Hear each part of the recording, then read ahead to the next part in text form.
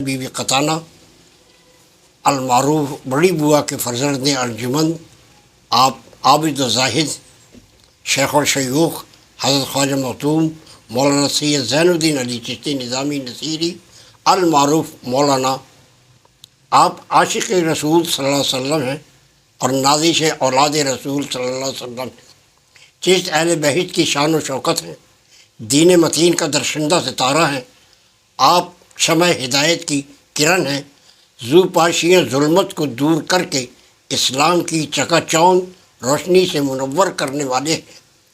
آپ حضرت خواجہ مخدوم شیخ نصیر الدین محمود روشن چراغ دہلی کی آنکھ کے تارے ہیں، اور آپ حضرت خواجہ مخدوم مولانا زین الدین علی روحانی پیشواؤں کی کہکشاں میں ایک روشن ستارہ ہیں۔ آپ کی ولادت بسعادت اودھ شہر میں ہوئی، اس لیے آپ کو اودھی بھی کہتے ہیں۔ آپ حضرت خواجہ مخدوم شیخ نصیر الدین شیخ الشیوخ مولانا سید زین الدین علی حضرت امام حسین کی اولاد ہیں، لہذا آپ حسینی سید ہیں، اور آپ اپنے والد محترم قبلہ سید یوسف علی کے واسطے سے آپ کا شجر نسب امام المرتبت حضرت محمد الرسول اللہ صلی اللہ علیہ وسلم سے ملتا ہے۔ ابھی آپ کم سن ہی تھے کہ آپ کے والد محترم جناب سید یوسف علی اس دار فانی سے کوچ کر گئے۔ آپ کے والد محترم کے وصال کے بعد آپ کی پرورش اور تعلیم و تربیت بہت اچھے انداز میں بذات خود حضرت خواجہ مخدوم شیخ نصیر الدین محمود روشن چراغ دہلی نے فرمائی۔ آپ نے بہت تیزی سے اپنی تعلیمی مراحل طے کیے اور جمیع علوم حاصل کر کے اپنی تعلیم کو مکمل کیا۔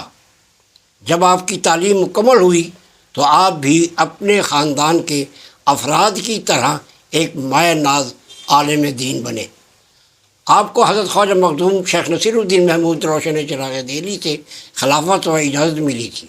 آپ حضور چراغ دہلی سے بے پناہ محبت فرماتے تھے اور ہر وقت ایثار و قربانی کے جذبے سے سرشار اور آپ کی خدمت میں موجود رہتے تھے۔ شہنشاہ تغلق کے دور میں دہلی پر قضا آئی، مشائخ پر بڑے ظلم و ستم کیے جا رہے تھے اور ان کو دہلی سے نکالا جا رہا تھا۔ حضور قبلہ زین الدین نے اس دور کی سختیاں اپنے پیر و مرشد حضرت خواجہ مخدوم شیخ نصیر الدین محمود روشن چراغ دہلی کی پیروی کرتے ہوئے یہ تمام تکلیف برداشت کی اور دہلی میں ہی قیام پذیر رہے اور اپنے مرشد پاک کی خانقاہ کو نہ چھوڑا۔ السلام اے یادگار مصطفیٰ، السلام اے رازدار مرتضیٰ، السلام آفتاب مانوی، السلام اے وارث ارث علی، السلام اے مصدر خلق حسن، السلام اے بجانشین پنجتن، السلام اے چارہ ساز وداد رس، السلام اے ناصر و فریاد رس، کاشف کون حقیقت، السلام واقف اسرار وحدت، السلام آپ زمرہ بے باکانے میں تھے اور شان عظیم رکھتے تھے، بلند حال اور قوی ہمت تھے۔ غلبہ ذات مطلق کی وجہ سے آپ ہرگز دنیا کی طرف متوجہ نہ ہو سکتے تھے۔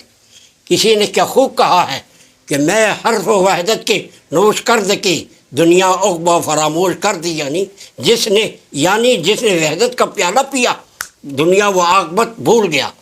آپ ابتدائی سلوک سے اس قدر ریاضیات و مجاہدات اور ترک و تجرید پر عمل پیرا ہو گئے کہ احباب آپ کی صحبت سے کی تاب نہ لا سکے۔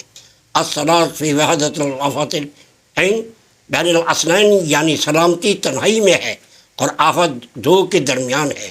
آپ اکیلے رہتے تھے، آپ تمام سوری و معنوی قیود سے آزاد و بے نیاز تھے۔ آپ افراد کی طرح زندگی بسر کرتے تھے، آپ نفس قاطع رکھتے تھے اور جو کچھ منہ سے نکالتے تھے فوراً ہو جاتا تھا۔ آفتاب عشق ولایت گنجین نور، ہدایت خود کر مقام تفرید مستقیم بفنائے توحید۔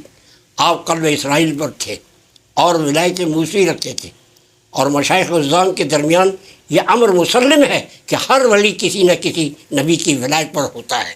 آپ بہت بے باکی سے کام لیتے تھے، وہ یا تو لوگوں کی نظروں میں اسی طرح رہنے کی کوشش کرتے تھے یا اس حال میں رہنے پر معمور تھے، کیونکہ صوفی کو اپنے مقام پر اس قدر ذوق و مشاہدہ اور حال نصیب ہوتا ہے کہ ان کی بصیرت کے آگے لوگوں کی مدح قدا کوچ وقت نہیں رکھتی۔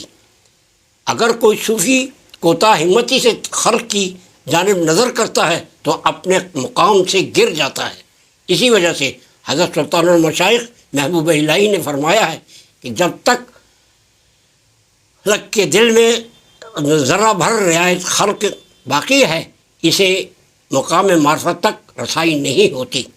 بس اس معاملے میں صوفیہ اہل صفا کا مذہب یہ ہے کہ یہ لوگ وارث انبیاء ہیں اور معصیت سے پاک ہیں، اس وجہ سے کہ ان کی تمام اقوال و افعال وحی کے مطابق ہوتے ہیں اور خود درمیان سے اٹھ جاتے ہیں۔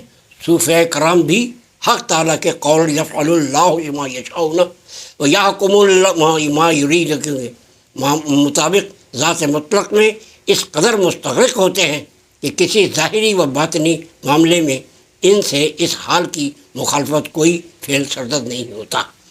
اس مقام کی وجہ سے صوفیہ کرام کو معصیت سے محفوظ سمجھا جاتا ہے، کیونکہ وہ تمام موجودات میں مطلوب حقیقی متلاشی ہوتے ہیں۔ کسی بزرگ نے خوب لکھا ہے، چوہ بعد صبا در بدر گو بگو طلبگار اویم طلبگار او پس اس قوم پر جو شخص اعتراض کرتا ہے حسد و اندھے پن سے کرتا ہے۔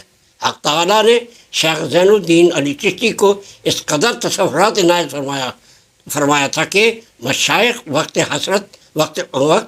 حسرت کرتے تھے۔ آپ بڑے ثابت قدم اور بلند ہمت تھے، زندہ آز کے جانی در دست اوت کے از عشق نشانی در دست سلسلہ چشتیہ کے دستور العمل کے مطابق صوفی کسی وقت لذت عنایت میں غرق ہو جاتا ہے اور کسی وقت شوق خطاب میں بجلی کی طرح چمکتا ہے۔ یہ بھی ہے زیبا ہے، چنانچہ کسی بزرگ نے کہا ہے کہ گئے نازک کر رشمہ کرے لطف گہے کہنا آتاب مسکین ظلم چراغ شود زیں ہما خراب عین۔ محبوب کے کبھی نازک کرش میں ہے، کبھی لطف ہے، کبھی عطاب ہے، اس سے میرا مسکین دل کیوں نہ خراب ہو و برباد ہو۔ اور اوگٹ جنم میں ایک پرستی ہو تھے ناز پریمن اگن میں چلے پریمی دن میں سو بار، اور اوگٹ سانچ کو آنچ نہ لاگے جانب ہے سنسار سائیں دھنی ہے دکھ نہ آوے سانچے رہے۔ مہوار سلسلہ علیہ چشتیہ کے نزدیک بہترین راحت تحریر ہے جو عارف کامل کو توحید میں فنا سے حاصل ہوتی ہے۔